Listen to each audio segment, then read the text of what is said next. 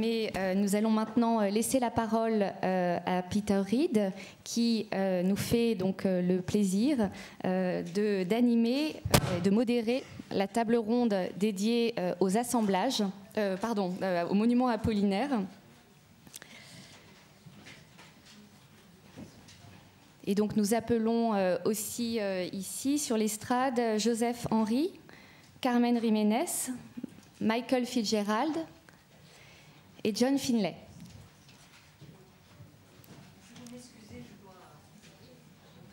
Très bien.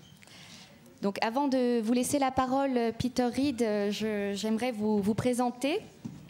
Donc vous êtes professeur de littérature française moderne à l'University de Kent, en Grande-Bretagne, membre du comité scientifique de la revue Forum for Modern Language Studies et membre du conseil scientifique des cahiers Jean Cocteau.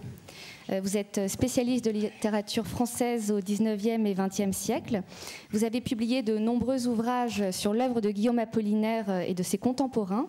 Parmi vos publications, l'on compte Picasso et Apollinaire, Les Métamorphoses de la mémoire, 1905-1973, publié aux nouvelles éditions Jean-Michel Place. Et vous vous apprêtez d'ailleurs à publier les correspondances de Guillaume Apollinaire et de Paul Guillaume chez Gallimard. Et je signale, pour terminer, que vous êtes aussi membre du comité scientifique de l'exposition Apollinaire, le regard du poète, que le musée de l'Orangerie s'apprête à inaugurer la semaine prochaine. Merci Peter Reed de modérer cette belle table ronde. Merci beaucoup. Je pense que vous parlez tous anglais, donc je vais parler anglais aussi. Et j'aimerais remarquer les organisateurs de la conférence, bien sûr, de nous donner à nous 5 l'opportunité, la chance d'être ici aujourd'hui en tant que groupe pour discuter ce sujet. Et je vais parler pendant 5 minutes, puis je donnerai la parole à mes collègues. Ils seront probablement présentés un par un avant de prendre la parole. Et donc, il y aura évidemment aussi un petit temps pour des questions-réponses. Donc, l'exposition des sculptures de Picasso montre sa prolifique création et en particulier les sculptures faites à partir de morceaux de métaux divers et variés entre 28 et 32. Nous avons de très belles photos, une photo de Picasso en 1932 qui se tient à côté de l'un de ses projets, La femme au jardin. Et donc voilà, c'est la couverture du programme de ce colloque. Ce que j'aimerais souligner, c'est que chaque année, depuis 1919 et après, la veuve d'Apollinaire et certains des amis de la veuve et associés se rassemblaient à côté de sa tombe au Père-Lachaise, au cimetière du Père-Lachaise, et à environ 11h30 du matin, le 9 novembre de chaque année. C'était l'anniversaire de la mort du poète, donc en novembre 1918. C'est une tradition qui continue à se perpétrer de nos jours. Et ensuite, Picasso a continué à venir à ces rassemblements chaque année, puis ils allaient tous au café et Picasso payait sa tournée. Donc, il restait à côté de la tombe sans décoration, sans ornement. Et la veuve de Picasso, Jacqueline, ils sont restés en fait en de très bons termes, très amis. Picasso était aussi un membre du comité qui s'est formé en février 1921 pour soulever des fonds pour un monument afin qu'il soit placé sur la tombe d'Apollinaire. Et il était d'accord, apparemment dès 1921, qu'il serait celui qui façonnerait, qui créerait ce monument. Comme Werner Spieß l'a dit, les cahiers de croquis de Picasso développaient des projets pour très tôt. Donc cette période de recherche graphique et d'expérimentation s'est étendue sur 7 ou 8 ans. Et vers la fin de la décennie, une série de travaux ont été créés, révolutionnaires par rapport à la sculpture monumentale, pour montrer ce qu'elle pouvait être. C'était des figures tumescentes et androgènes, connues comme métamorphoses. À la même époque, il s'éloignait du marbre, du granit, du modelage et des moulages en bronze. Et il a commencé à montrer le potentiel expressif et énorme du fil de fer, des plaques de métal, de tôle pliée. Et il a ajouté donc des morceaux de métaux pointus, des objets en métal. Et dans ses travaux des premières heures, 1914, 1924, il a aussi commencé à utiliser des constructions de techniques industrielles, de découpe, de martelage, de mise en forme et de soudure avec des morceaux très solides de métaux avec l'aide de Julio González. Il a produit des formes géométriques et des dessins dans l'espace, d'autres figures humaines comme la tête de femme qui incluait... Il y a eu deux versions successives de la femme dans le jardin, au jardin. Et dans ses sculptures, il a réalisé des formes d'espaces fermés et ouverts, de vide, qui étaient aussi importants que les parties pleines en métal. La sculpture n'était plus une forme opaque, une masse opaque, mais elle était perforée et transparente. Ces travaux, ces œuvres ont aussi une qualité cinétique. Et parfois, elles ont même un sens de l'humour.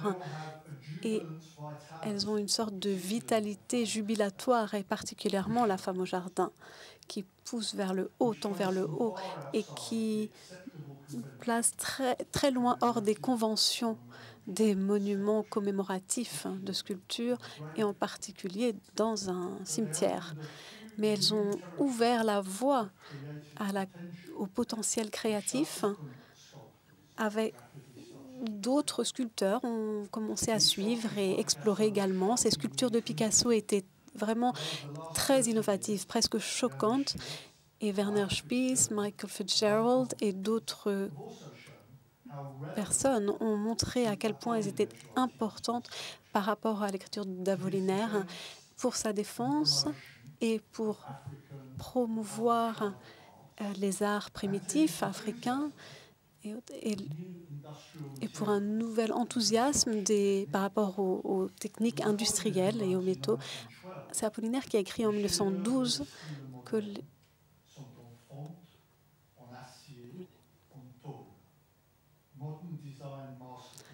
donc des œuvres faites de fer forgé, d'acier et de feuilles de métal.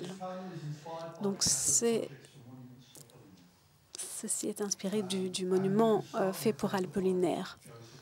Et donc Joseph Henry, que j'ai rencontré ce matin pour la première fois, prépare un doctorat en histoire de l'art. Et il est à Brooklyn College. Son intérêt se porte sur l'art, l'activisme, la performance, la danse. Et il travaille sur d'artistes allemands, Joseph Beuys, et l'art contemporain américain également. Il est co-directeur d'un groupe de travail sur la chorégraphie. Et son article s'intitule « La forme du vide ».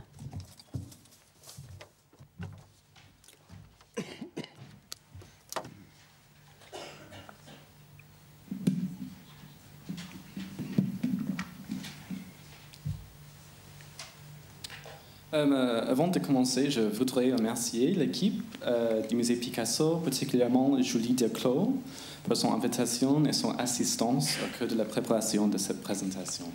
C'est un honneur de faire mon intervention aujourd'hui à vos côtés au Centre Pompidou. Merci. De tous les textes liés au travail, il y a un manuscrit de González sur les cathédrales pour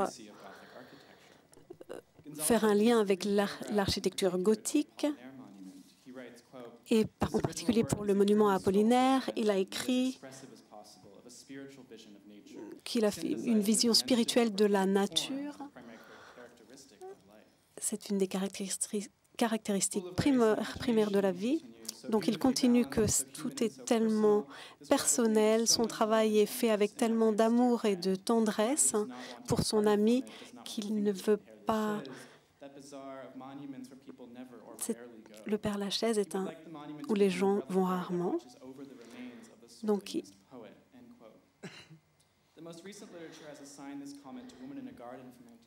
bon, La femme au jardin, toutes les maquettes de 1928, il est difficile d'en trouver des images. L'anatomie déconstructive de Femme au jardin a un degré minimal d'intimité. La façon dont les cheveux flottent, la forme du corps transmettent une sorte de dynamisme. En 1928, la maquette avec les lignes avec des intersections semble montrer l'amour que Picasso met dans son travail. Les diagonales qui passent d'un côté à l'autre ont une touche de sentimentalité.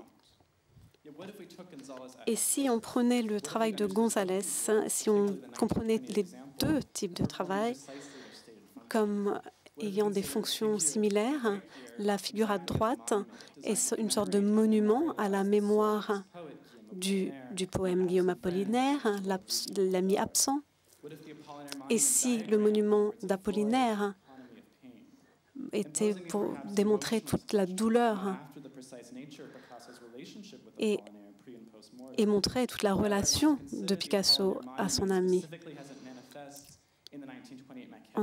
Dans la maquette montrée ici, on voit le processus de la perte elle-même.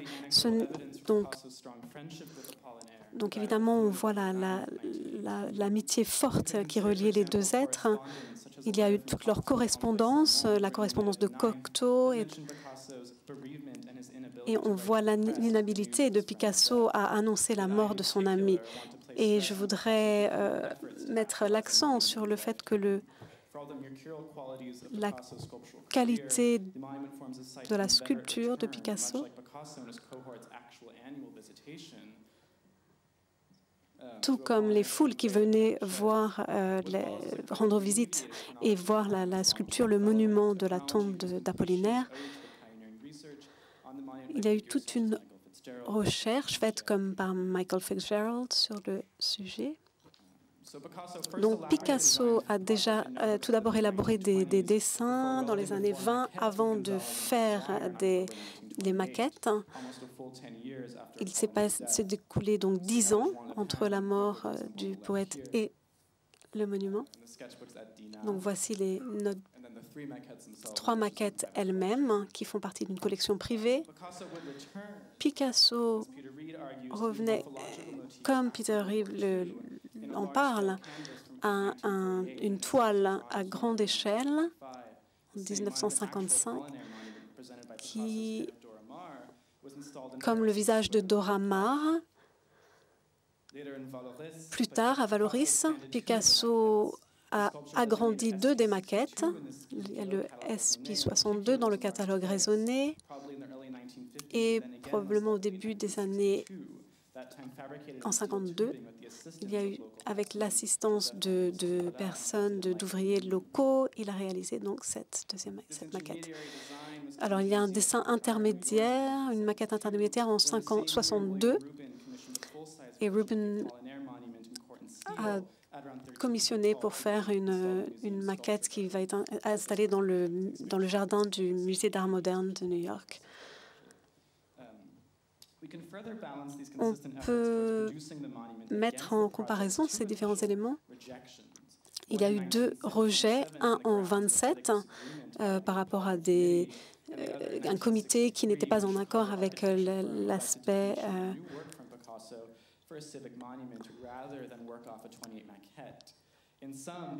dans certains, il y a un investissement répété de l'artiste pour le projet qu'on peut constater. Et si l'on comprend l'intérêt de Picasso à revisiter ce projet, il y a un engagement.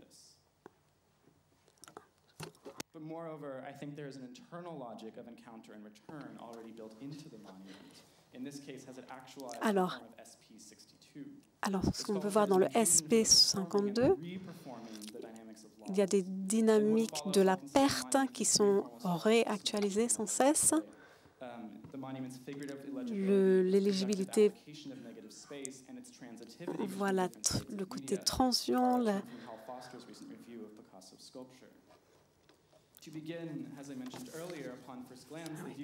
À première vue, l'œil voit le mouvement, la force, et puis enfin on s'attarde sur le contenu davantage. Il y a une sorte de tête qui consiste de 3 points et d'un triangle inversé. Ça a été développé en 1918, à la même époque. C'était un projet pour Mercure, dont on a parlé auparavant. Donc, il y a des bras baissés, concaves, articulés. Et les bras et la tête sont des sortes de métaphores, des recherches sur le corps et le centre. Des cercles dans le centre forment le torse. Et les triangles sont stabilisés. À la base, il y a une sorte de doigt et un déplacement des bras par rapport aux diagonales. Le côté concave des bras représente les poignets et les phalanges. On procède par identification. Au lieu de proposer un sujet, une matière, il y a différentes interprétations possibles, comme un bateau ou même une femme. Et donc, pour le visage et les bras, des choses semblent apparaître devant nos yeux, se stabiliser et se dissiper grâce aux forces et aux différentes parties constituantes. Donc, ce monument pour un très cher ami est évoqué ici.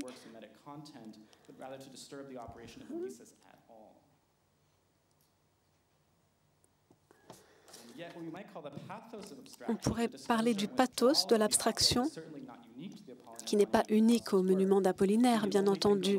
On pourrait penser aux discussions sur la mandoline et la structure poétique. Mais pour véhiculer la notion de perte, qu'en est-il du statut du monument commémoratif ? La réponse à la question semble résider dans les citations.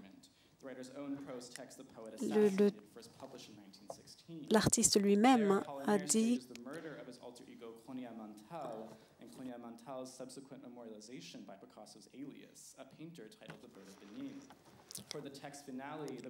à la fin du texte, il parle faire une référence à Moonlight, au sculpteur, et de la sculpture qui ressort de rien. C'est comme une tranchée qui ressort et en forme de spectre. Donc ça ressemble à une sculpture de Ohlheiser. Le monument de Picasso peut être un terme positif. Il y a une solidité, des formes rectangulaires fortes, des prismes triangulaires. Et Christian Zevos, dans les cahiers d'art, parle du projet de Picasso. En 1929, il dit « Picasso avait toujours un sens pointu de l'architecture ». Et il dit que l'important, c'est la masse dans l'espace. Il préférait l'opposé de la masse. Et au lieu de faire l'opposé, il est revenu aux fonctions commémoratives du monument. Et la perte ne veut pas dire la non-existence de l'objet.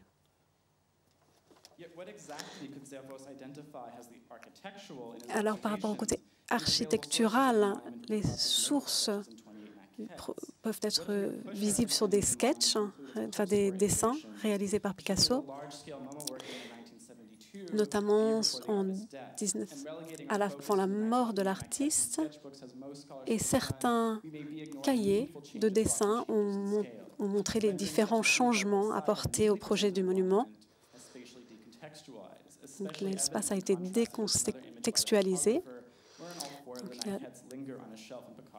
Voilà, les maquettes restaient dans le studio de Picasso sur des étagères. On le voit sur les photos. Et dans les images faites par Brassai, on peut le voir. Si on regarde le monument de façon directe, la photo à droite montre la profondeur, les différents angles, la place, et le cercle central et ressort, domine. On voit le rectangle, les bras maigres, et qui montre une forme de corps abstrait. La lecture de l'objet est sûrement due à la façon dont l'objet occupe l'espace. Et donc, ça représente bien la freestanding sculpture, c'est-à-dire la sculpture qui tient seule dans l'espace. Cette condition paradoxale montre les élargissements, les agrandissements que Picasso a fait à Vallauris dans les années 60.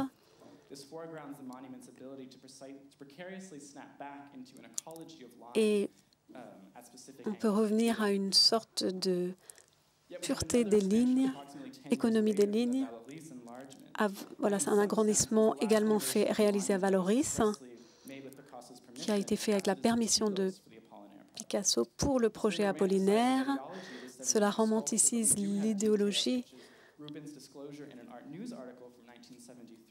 Donc, il y a eu un article dans lequel Picasso parlait de la hauteur idéale pour le monument et il les a dessinés directement sur son studio de Mougins, sur les murs. Il dit, je voudrais... Donc, il y a eu des... D'abord, l'objet a été fait par identification, en utilisant les espaces négatifs, les trous, les lignes ne sont plus autonomes dans leur masse. Elles permettent de voir le monde au-delà. Au lieu de créer une solidité dans l'espace, on s'intéresse au monde autour. Et donc, les découpes dans l'œuvre renforcent l'aspect géométrique. Lorsque les sculptures d'Apollinaire, le monument a été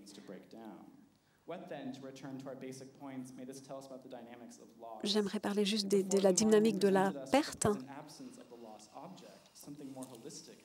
Quelque chose de plus holistique est apparu. Ce n'est pas que nous devons penser à l'objet.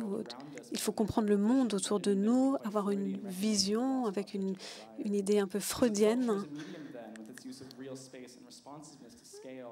Et pour répondre à l'échelle, ne pas s'intéresser juste au deuil. Ce sont des questions pour comprendre l'objet et ce qui nous entoure également dans l'espace. Merci.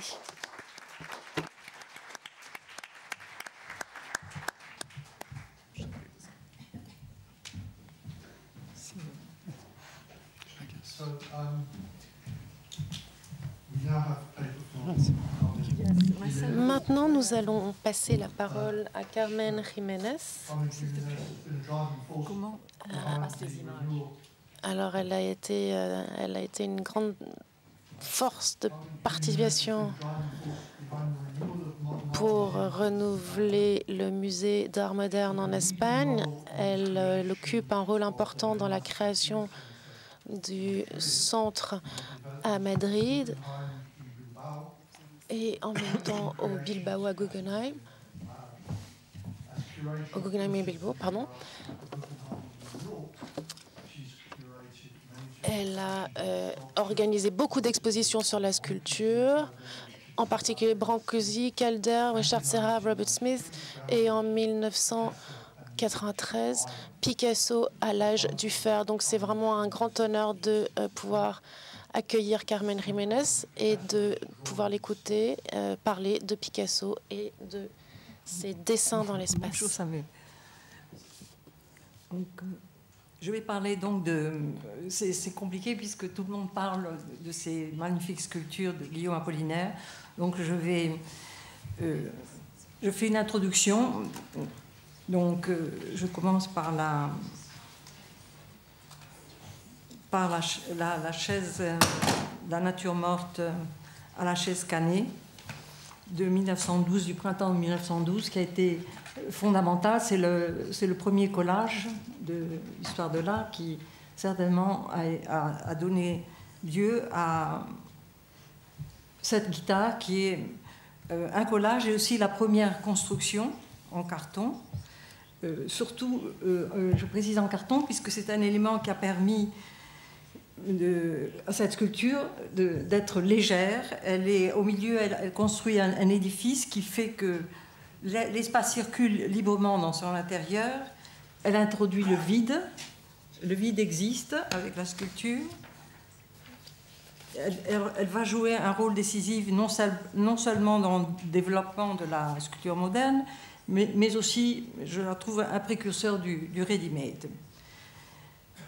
Cette guitare, qui est une découverte si extraordinaire, il va en faire plusieurs, et elle va donner lieu aux œuvres suivantes, au verre d'absinthe, puisque là aussi, on voit, c'est un assemblage, mais en même temps, il y a cet espace intérieur qui va nous conduire à une autre sculpture que je trouve aussi intéressante, qui est Bouteille de base, verre et journal 1914. Elles sont toutes les deux du printemps 1914. Elles sont toutes au musée Picasso et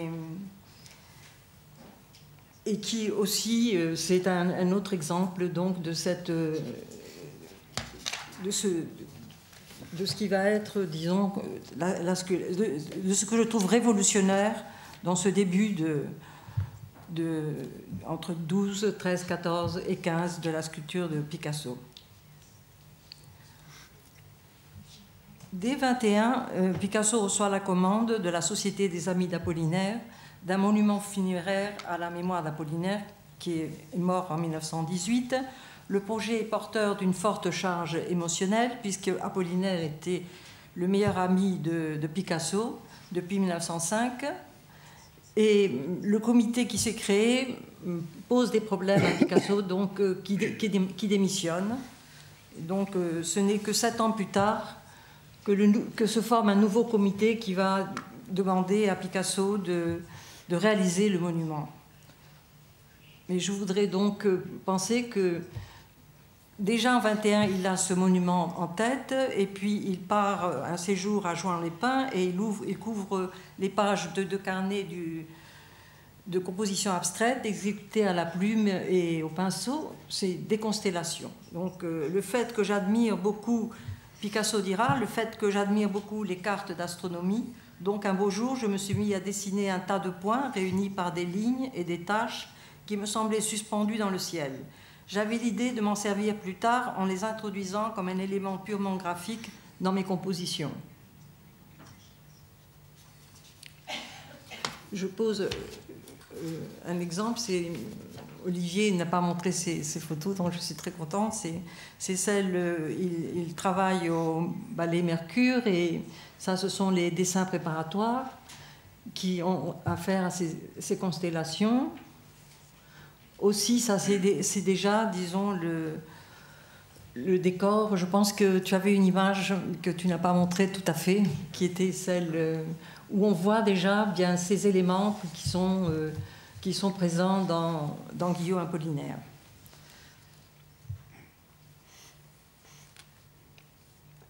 La collaboration en 1928, la collaboration entre les deux artistes, Picasso et González, vont travailler en une série de constructions.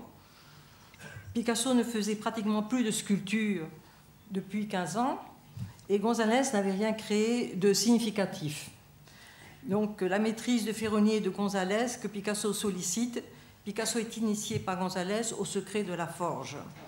L'atelier de González rue Médéa, aujourd'hui détruit, devient le lieu de travail de ces deux artistes. Surtout, Picasso, il peint toujours, comme disait González, mais il ne pense qu'à la sculpture. L'on sait bien que sans l'expérience de Ferronnier et la technique de la soudure autogène que González possède, ces figures seraient restées à l'état de graphisme. Et que la mise en espace de ces fils de fer entrecroisés n'aurait pu se faire sans son intervention. Le début de la collaboration technique se concrétise en automne avec ce qui sera la première sculpture qu'ils font en commun, la tête. Ça, c'est le dessin préparatoire de la tête. Donc ça, c'est la sculpture, une tête en métal. Le visage est biface, reconnu par Zervos comme l'un des aspects essentiels de Picasso. Il provient de l'imbrication des formes découpées dans l'atelier de la modiste de 1925. C'est une peinture black and white. J'avais fait aussi une exposition black and white au Guggenheim où j'avais aussi inclus cette sculpture.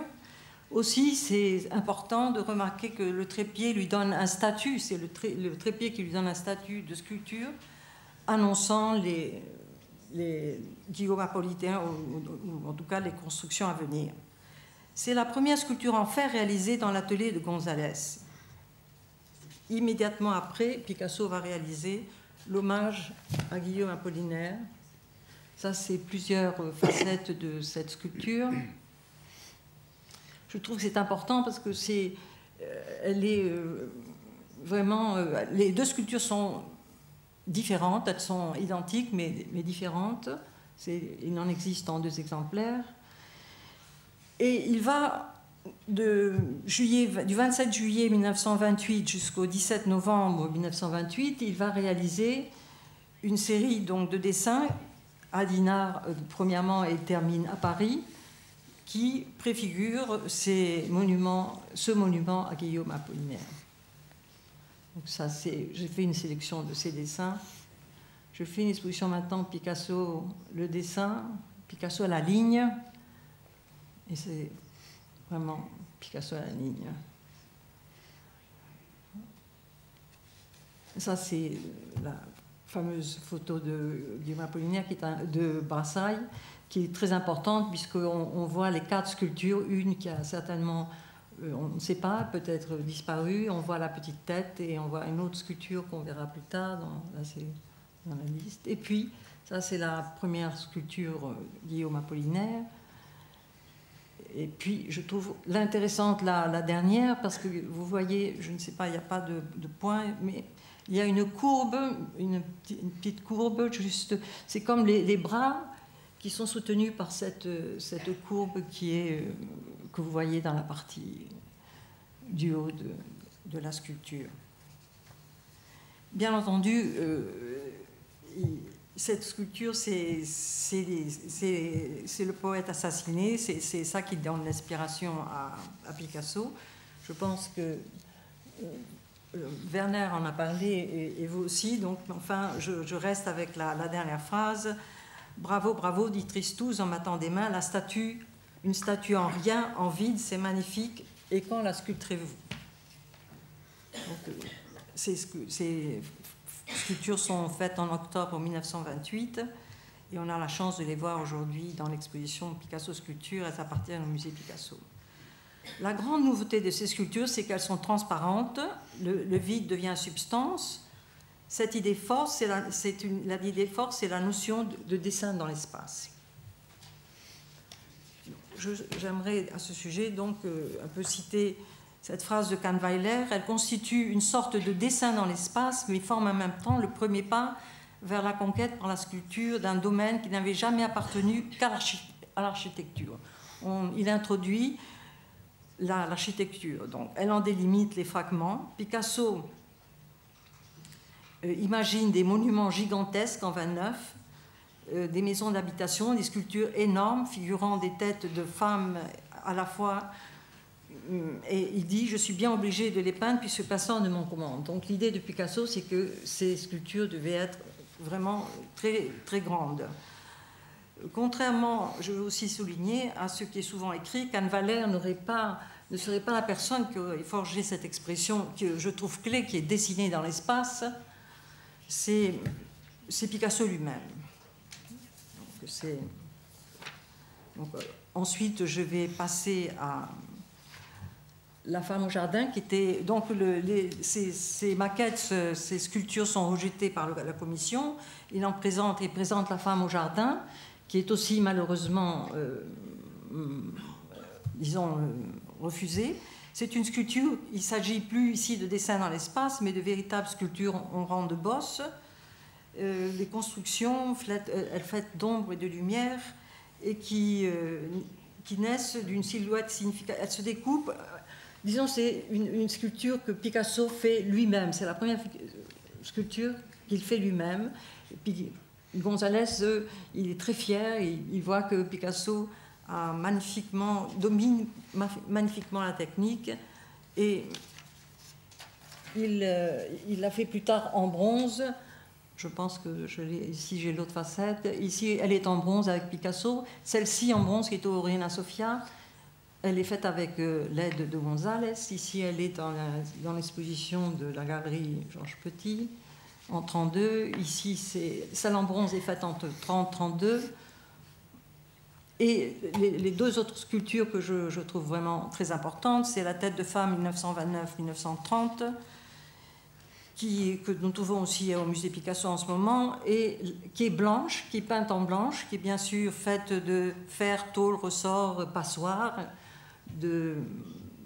d'assemblage. C'est plusieurs visions de la sculpture. Ici, on la voit avec des peintures aussi qui sont importantes, qui parlent de ces sculptures comme la petite tête, dans l'exposition dans la galerie Petit, et tête d'homme, qui elle est en fer, les tons en bronze. Alors le traitement de Picasso du blanc et noir, ombre et lumière, sont influencés aussi par sa pratique sculpturale. Ça, c'était le thème de mon exposition Picasso Black and White. Puis je fais ça, c'est une autre sculpture qui fait en 1930. Aussi, les points dans l'espace, les constellations. Ici, c'est aussi avec comme une petite toupie en bois. Aussi une sculpture qui est dans la photo de Brassailles, qui est aussi au musée Picasso. Et il publie avec Vollard le chef-d'œuvre inconnu Honoré de Balzac, où ici on voit aussi ce fameux Drawing in Space. Et pour culminer, c'est cette magnifique sculpture qui fait aussi Vic Sanger à Chicago, qui s'inaugure le 15 août 1937 et qui mesure 15 mètres 24 de haut. Et qui est pour... Picasso transpose dans un contexte urbain une réflexion sur l'espace qui avait débuté avec le monument apollinaire et qu'évoquait Kahnweiler à propos des constructions. C'était l'idée de l'architecture. Donc Picasso est très très heureux et c'est une magnifique sculpture qui clôture cette succession de sculptures dessinées dans l'espace. Je voulais aussi montrer donc González, une des plus belles sculptures de González, la femme au miroir, qui devait être au pavillon espagnol en 1937, mais José Gao avait décidé de mettre la Montserrat. Aussi Calder, c'était aussi une constellation, c'est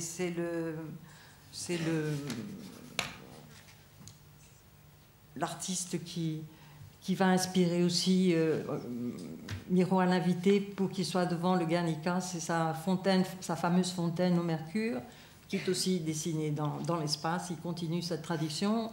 Et le Giacometti Palace à 4 heures du matin, qui est fait aussi en bois, en fil de fer, et qui illustre cette idée et terminons avec David Smith, qui adorait bien entendu Gonzalez. Lui, il connaissait Gonzalez, The Master of the Torch. C'est lui qui fait ce magnifique discours à l'inauguration de Gonzalez au MoMA. Malheureusement, Gonzalez meurt en 1942, donc lui, il n'aura pas vu donc, la continuation de ce qu'il a fait. Et David Smith, c'est un homme qui a vraiment continué la tradition de dessiner dans l'espace. Je pense que j'ai terminé avec mon Picasso.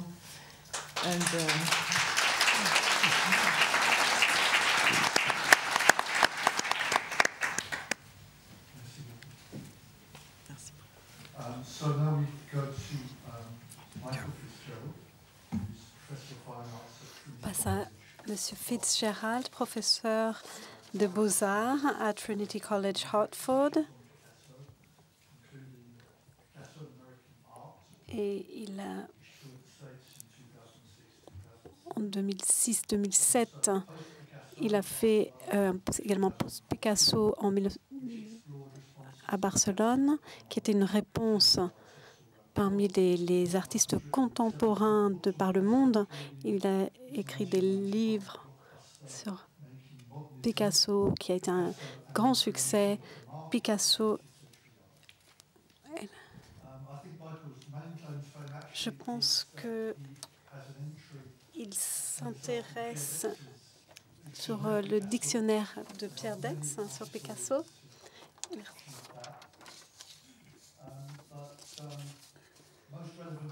Mais ce qui est vraiment important pour notre table ronde aujourd'hui, c'est la thèse de Michael Fitzgerald qu'il a présentée à Columbia en 1987, Pablo Picasso, le monument à Guillaume Apollinaire, sur le surréalisme et la sculpture monumentale en France, 1918 à 1959.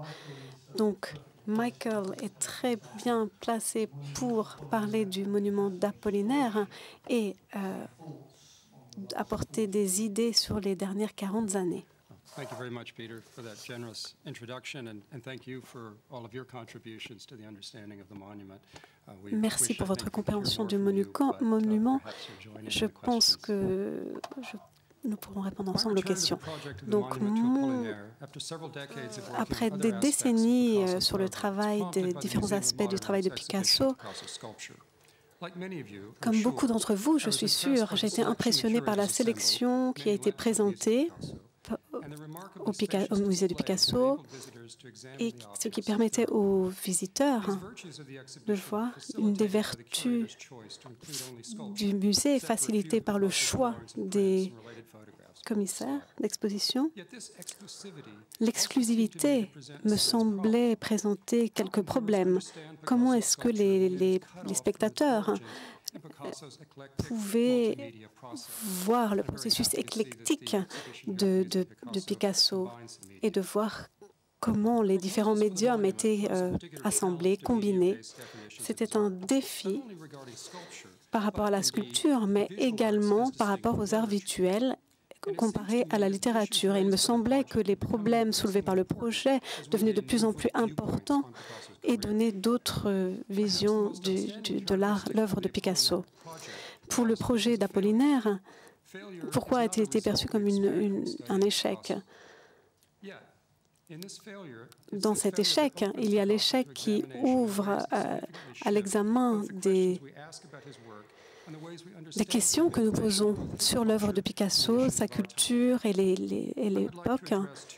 J'aimerais parler de deux problèmes qui sont particulièrement importants pour le monument d'Apollinaire. La façon Apollinaire est mort en 1918 et le monument fut érigé au Père-Lachaise en 1920. sponsorisé par un comité de 28 membres, dont Picasso et la veuve Jacqueline, la veuve d'Apollinaire. Cette collaboration a été également jointe par d'autres personnes. Il y avait un libraire de la Bibliothèque nationale, je ne connais pas son nom. Il m'a dit, vous pourriez trouver des écrits à la bibliothèque municipale de Fontainebleau. Et donc, on a trouvé des papiers, des notes et un assemblage assez éclectique d'objets, un sarcophage égyptien, et sans connaître le lieu où se trouvaient toutes les notes sauvées. J'espère que vous avez vu dans la photo la maquette pour le monument sur la table. Et également, vous pouvez noter le contraste entre l'apparence de Picasso et le chaos autour de lui. La commission plaçait Picasso dans une position inconfortable. Il avait de faire des monuments pour d'autres artistes. Il avait celui d'Oscar Wilde, bien sûr, et le cénotaphe à Charles Baudelaire en 1902. Mais Picasso accepter la commission et l'idée d'un groupe. Il avait besoin de regarder au-delà de son expérience personnelle avec Apollinaire pour pouvoir avoir une vision plus publique des conceptions d'Apollinaire. Les problèmes sont intervenus en 1924. À propos du projet et son esthétique et le côté pratique, il y a eu un levé de fonds. Et pour le côté esthétique, il y avait des discussions à propos de qui était vraiment Apollinaire. Il est devenu clair qu'il y avait beaucoup d'Apollinaires différents dans la culture. Et pour en nommer que certains des avatars, il y avait Apollinaire, rappelé en tant qu'avant-gardiste de l'avant-guerre et créateur de la mère de Tiresias.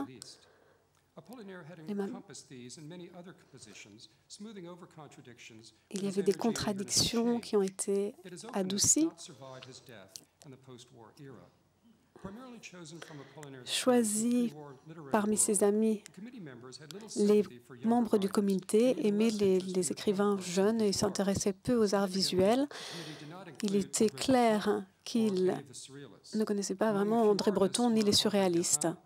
Il y avait André Vlaminck qui finalement ont dessiné la stèle qui surmonte la tombe. Donc, le surréalisme, ils l'ont proposé en tant qu'emblème de stabilité et de reconstruction. Dans le journal de Le Corbusier, il a été publié. Donc, si on regarde ces sculptures, les deux premières propositions ne pouvaient véritablement pas être acceptées par le comité. Il a montré cette métamorphose tôt en 1920. C'est une sorte de masse difficile à identifier, difficilement identifiable avec des sortes d'organes génitaux qui en ressortent. Il y avait une sorte de sexualité, d'anarchie tellement appréciée par les surréalistes. Ce qui semble intéressant, ce n'est pas que le comité et Picasso n'étaient pas en accord, mais que chacun répondait à une conception de ce qui a été légué par Apollinaire. Et ça a été un deuxième niveau de mécontentement. Picasso refusait de donner un buste réaliste auquel le comité s'attendait. Et donc les membres du comité cherchaient à défendre Apollinaire. Et ses propositions étaient liées plus à la métamorphose. Et son second travail plaçait Apollinaire du côté des surréalistes. En faisant cela, Picasso définissait également sa propre réputation. Et à nouveau, si on fait référence aux magazines qui ont publié, est-ce que Picasso était devenu vraiment représentatif de l'art contemporain?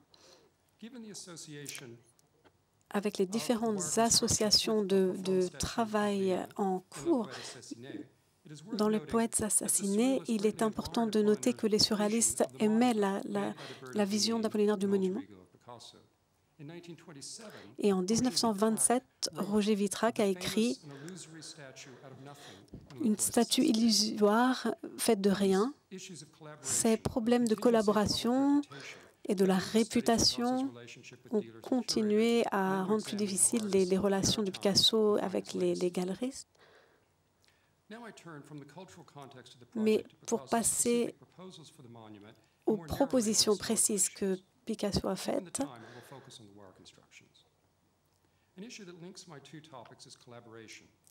donc je parle de collaboration avec les comités et à un niveau plus intime, son partenariat avec González à faire des sculptures et des maquettes pour le monument.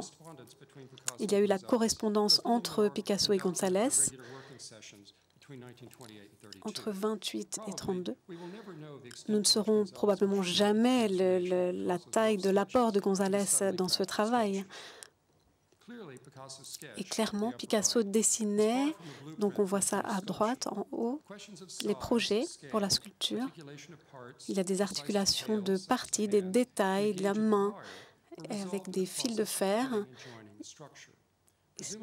Comment joindre, comment mettre bout à bout la structure. Et lorsqu'on porte notre attention sur la sculpture de Picasso des années 50, on voit que sa collaboration est devenue de plus en plus importante. Et cette partie de ma présentation, j'aimerais parler de la façon dont les historiens ont reçu ces œuvres. González et Picasso ont fait cette œuvre à l'automne 1928. Et le 9 novembre, ils ont dit que l'œuvre était prête. Mais Transgenre, la revue dirigée par Thériade, a montré donc les projets pour le monument d'Apollinaire. Cette revue était assez largement lue dans le monde artistique, de l'art, et donc tout le monde a très vite eu vent de ces sculptures, de ces projets de Picasso. Elles sont devenues comme des constructions de fer ou simplement des sculptures. Que s'est-il passé par rapport à l'identification, par rapport au monument d'Apollinaire? Une des explications est que le projet a échoué. Il a été clair que le comité n'accepterait pas le projet. Et donc on peut héroïser en quelque sorte Picasso qui contrait les demandes du comité. Mais malgré tout, cela a été un échec. Ce qui m'intéresse sont les différentes lectures qui sont apparues de ces projets. Les sculptures sont devenues isolées de leur contexte et du travail, leur relation évidente à la relation du poète avec le Picasso et les instructions par rapport au travail demandé étaient comme des messages lancés à la mer. Le travail dans l'espace est particulièrement significatif et c'est une des contributions principales à l'art du XXe siècle. En se concentrant sur des formes linéaires, les sculptures étaient traitées comme s'ils étaient abstraites et l'emphase sur le dessin, le fait de transformer des dessins en sculptures tridimensionnelles faites de morceaux de métal, pièces de métal. Donc c'est une abstraction qui montre le but de Picasso qui était de placer donc cette sculpture sur le tombeau d'Apollinaire. Et c'est bien dommage parce que le monument est tellement en accord avec les poètes assassinés.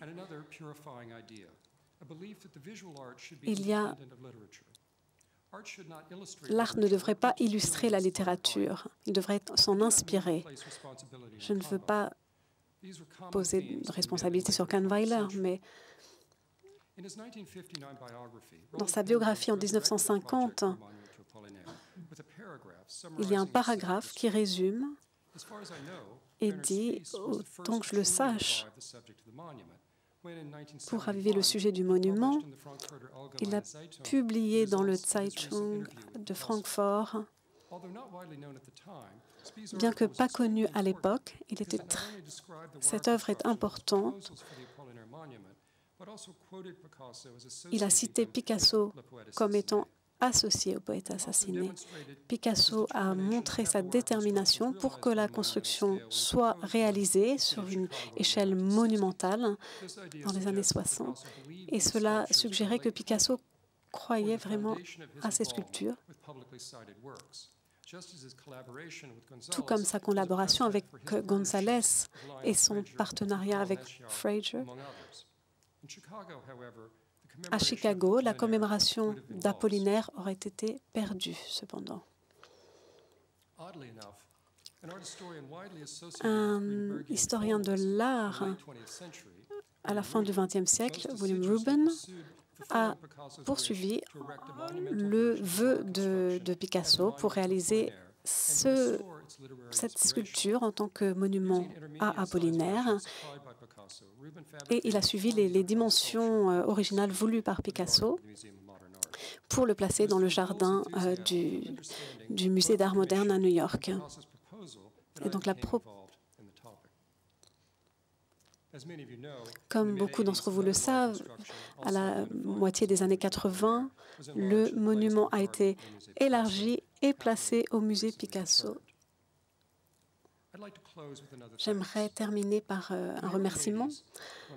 Au début des années 80, lorsque j'ai vu la collection au musée de Picasso, les objets et l'équipe du musée de la ville de Paris, bien qu'il n'y ait pas d'espace dédié aux chercheurs ou aux professeurs, on m'a accueilli à bras ouverts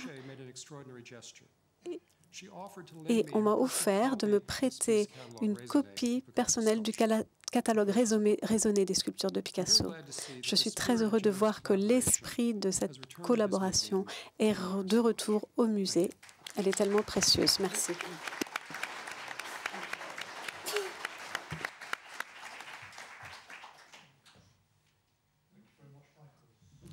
Merci beaucoup, Michael. Notre quatrième orateur est John Finlay. John Finlay est un historien d'art d'Édimbourg.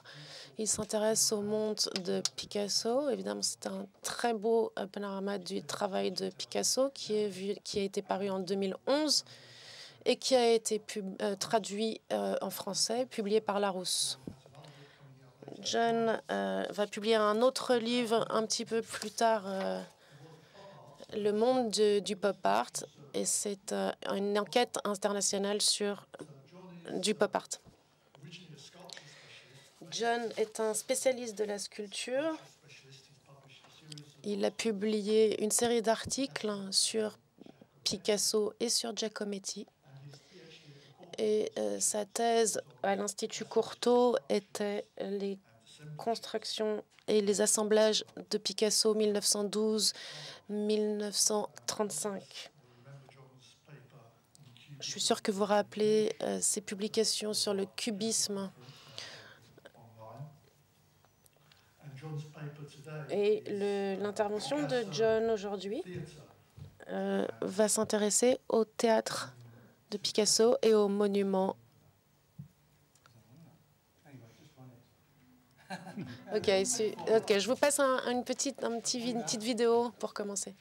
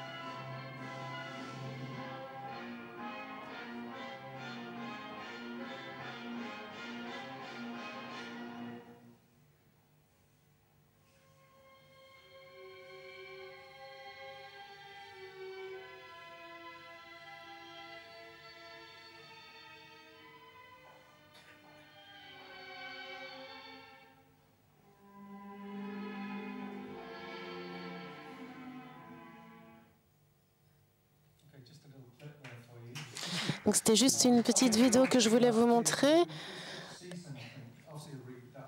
Je pense que c'est bien de voir les reproductions. Évidemment, ce ne sont pas les originaux. Je vais parler de du mot de Laurent Lebon ce matin.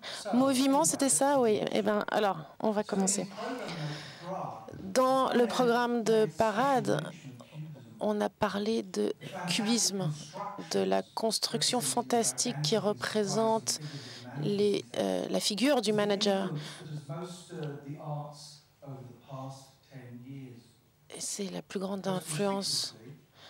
Et en même temps, Apollinaire décrit non pas des costumes, mais comme une construction. Qu'est-ce qu'il penserait de la guitare et de la table de café? Et donc ça, en fait, ça annonce le manager. C'est comme une statue vivante. Et c'est une agglomération, une construction cubiste dans un tableau. Le manager de Picasso bouge dans l'espace. Et la structure cubiste empêchait évidemment le mouvement. Et ça créait une sorte de rythme et un conflit entre le rythme et la vitalité du mouvement. Je l'ai vu dans un ballet à Londres et les danseurs, évidemment, se plaignaient beaucoup du costume qui était extrêmement lourd à porter. Et je voudrais développer un petit peu cette idée. Dans Mercure, Picasso utilise ces mouvements limités. Il a donné la possibilité aux objets de se mouvoir, de bouger en mouvement, en les animant. Le troisième tableau représente des masses et des absences qui sont montrées sur une surface plate. Et c'est ce que disait Olivier quand il parlait du côté plat et de la sculpture.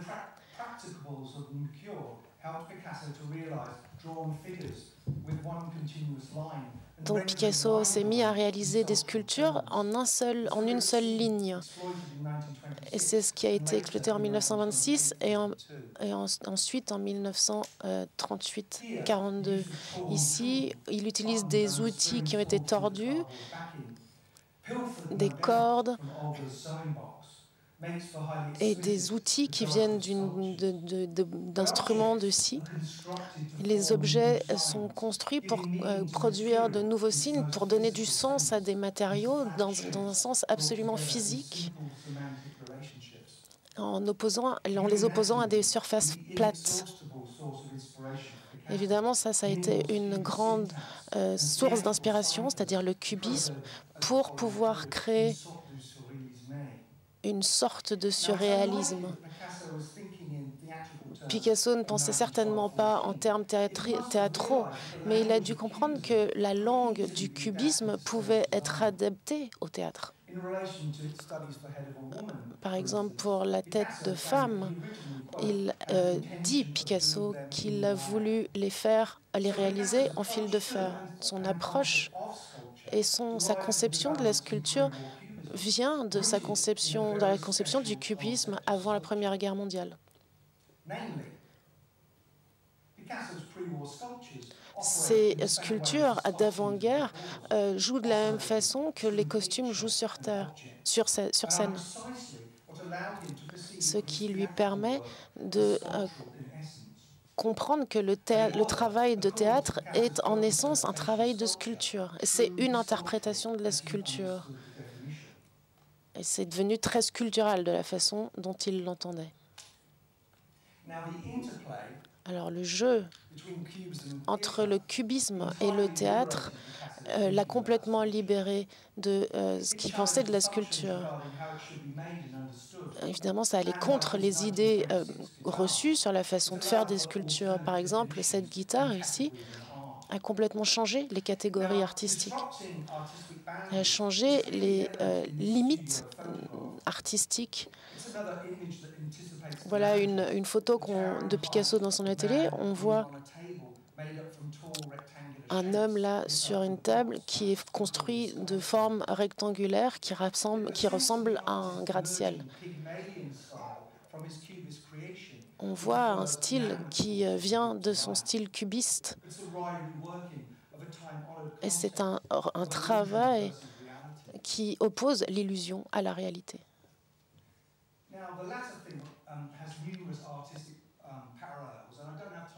Je n'ai pas vraiment le temps de tout parler, mais ici, dans la poésie d'Apollinaire, dans Alcool, en 1913, sur le frontispice,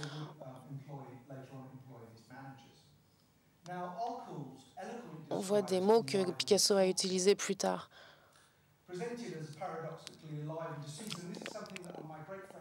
Et mon grand ami Peter Reed, ici à ma gauche, a travaillé là-dessus. Et évidemment, je lui dois beaucoup de ce que je vais vous dire. Par exemple, dans La Maison du Monde, vous voyez ici une vitrine et qui s'oppose au monde des vivants. Vous voyez des robots dans le poème 1909.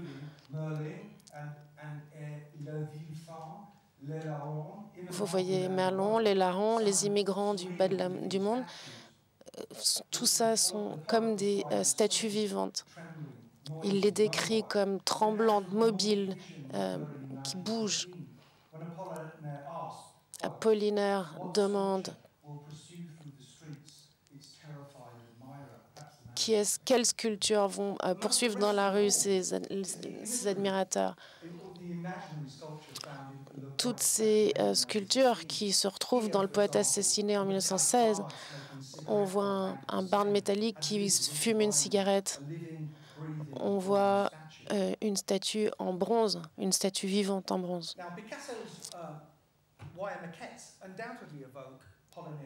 Picasso cite la description d'Apollinaire dans Le Poète assassiné, une statue de rien, en vide. Et en fait, son monument est en structure solide, mais elle n'a pas de masse. On peut voir à travers sa construction en fil de fer montre des formes humaines et avec un mouvement implicite. On peut imaginer voir une femme qui pousse une balançoire. On voit des formes géométriques et on peut dire peut-être que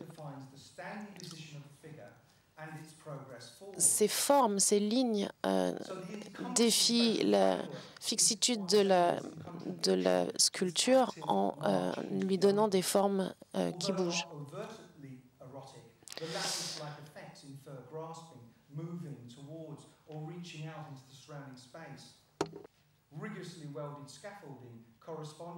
On peut aussi y voir un côté érotique, on peut voir une sensation de toucher. On voit aussi le mouvement par opposition au côté statique, on voit la chair par opposition au vide.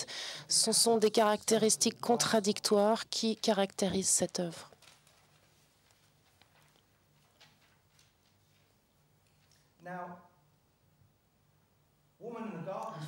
La femme au jardin comporte aussi des éléments cubistes, mais il y a aussi un mouvement contradictoire qui s'y oppose.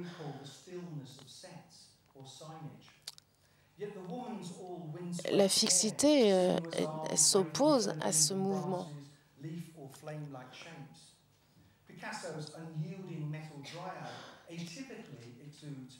Picasso explore une sorte de fécondité présente dans cette sculpture avec ce ventre arrondi.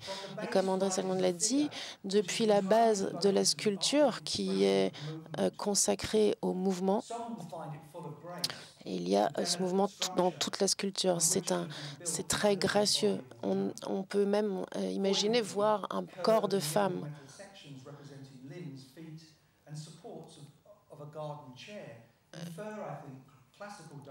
On peut imaginer des pas de danse classique.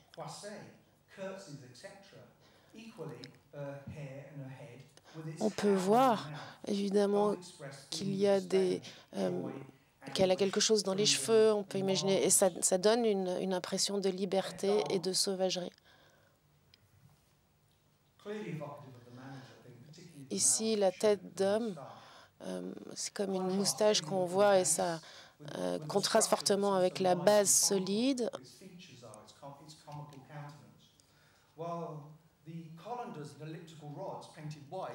On voit ici que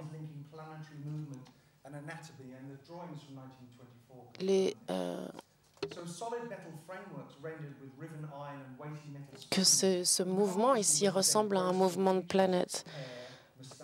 On voit la moustache, les lèvres boudeuses qui sont sur ces sculptures inanimées, mais qui sont quand même des caractéristiques de cette sculpture.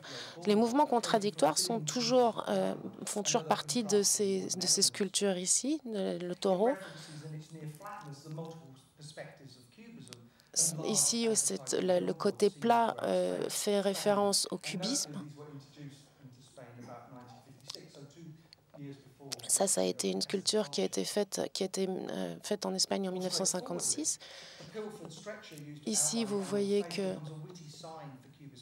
la tête d'animal devient une figure du cubisme.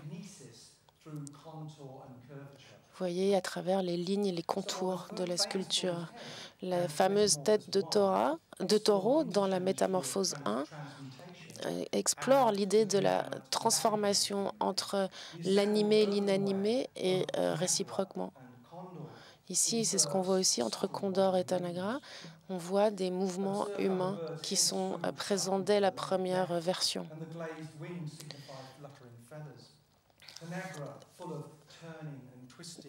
Tanagra a un mouvement qui s'est presque replié sur elle-même.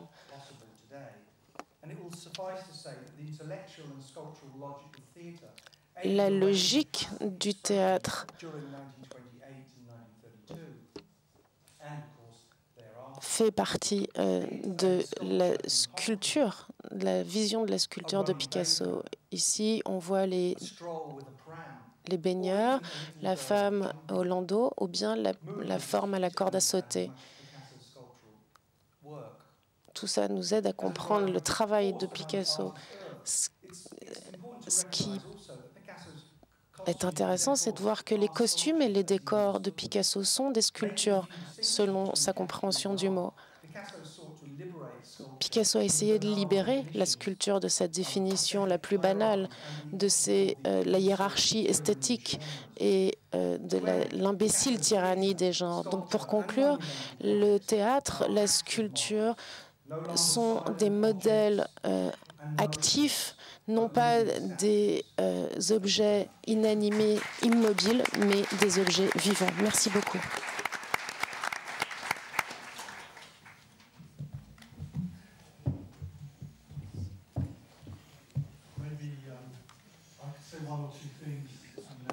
Ok, je voudrais peut-être dire 2-3 choses et peut-être prendre quelques questions.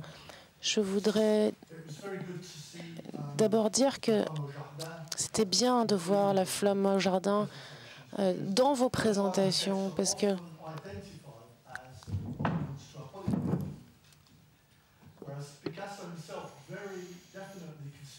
que souvent elle est associée au monument à Apollinaire, mais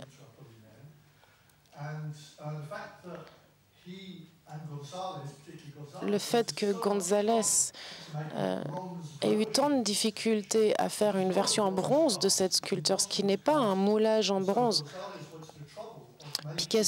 González a réellement reproduit chaque partie de la sculpture en fer de la femme au jardin et il en a fait un fac-similé en bronze pour qu'elle puisse être placée à l'extérieur. Pour moi, ça renforce l'importance de la femme au jardin comme un monument apollinaire plein de vitalité et de mouvement. Michael Fitzgerald a parlé de l'entretien avec Thierry qui est paru dans l'Intransigeant et qui nous permet de faire le lien entre le modèle du monument apollinaire en fil de fer. Et il cite Picasso en disant que Picasso avait eu l'idée de couvrir le modèle en fil de fer avec de la tôle. En d'autres termes, de couvrir la figure d'une forme qui ressemblerait à une cabine de bain.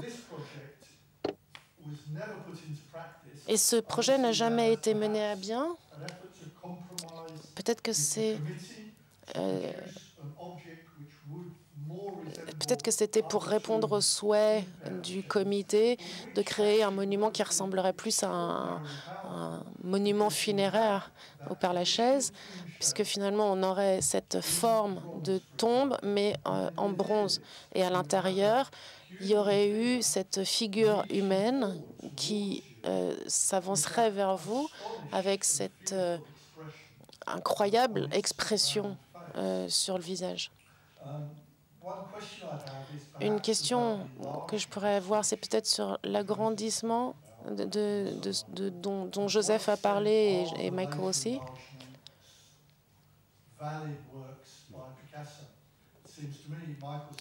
Michael a dit que Picasso a envoyé à William Rubin une version intermédiaire, peut-être qui fait de 2 mètres. Et peut-être que quand on agrandit... Ok, j'ai vu cette version de 2 mètres, mais la base de cette sculpture, avec cette échelle d'agrandissement, devient la taille en fait parfaite pour une tombe qui couvre un monument qui couvre une tombe. Donc l'agrandissement maximum est de 2 mètres. Joseph a dit que quand on l'agrandissait plus, on perdait quelque chose. Je suis pas sûre. Est-ce que c'est ça que vous avez dit, Joseph? Je suis pas sûre. Mais en tout cas, pour moi, la meilleure taille, c'est 2 mètres. Et je me demandais... Je pense que c'est Picasso qui a fait agrandir ce monument. Est-ce que ces agrandissements sont des œuvres de Picasso ou bien est-ce que ça a été fait par d'autres personnes? Should we address it?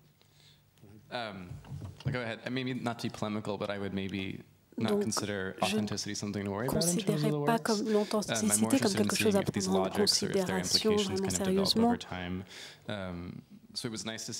Il était vraiment intéressant de voir les agrandissements des années 80 et quelle que soit l'acceptation de Picasso de le faire ou pas. En fait, dans le changement des années 70 par rapport au début des années 60, ce que je voulais dire, c'est que la solidité des monuments n'est pas subordonnée au cadre, en fait. Donc, pas forcément adapté à des... Je pense que la chose qui est triste, c'est que Picasso a dit qu'il n'a jamais vu le résultat et il n'a pas vu le centre civique non plus. Donc, on ne connaît pas la réaction qu'il aurait eue. Il n'était pas là à Chicago, donc c'est compliqué. Il y a juste Serra.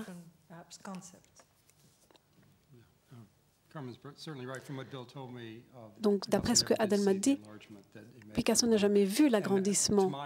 Mais à mon idée, effectivement, il y a eu une perte entre les années 20, les maquettes de l'époque et les 2 agrandissements. Mais si on regarde l'agrandissement intermédiaire, peut-être qu'il y a une sorte de sentiment minimaliste. On voit que beaucoup des subtilités ont été perdues, ce qui existait dans les petites versions. Et donc les versions les plus grandes ont essayé de suivre de près la version intermédiaire.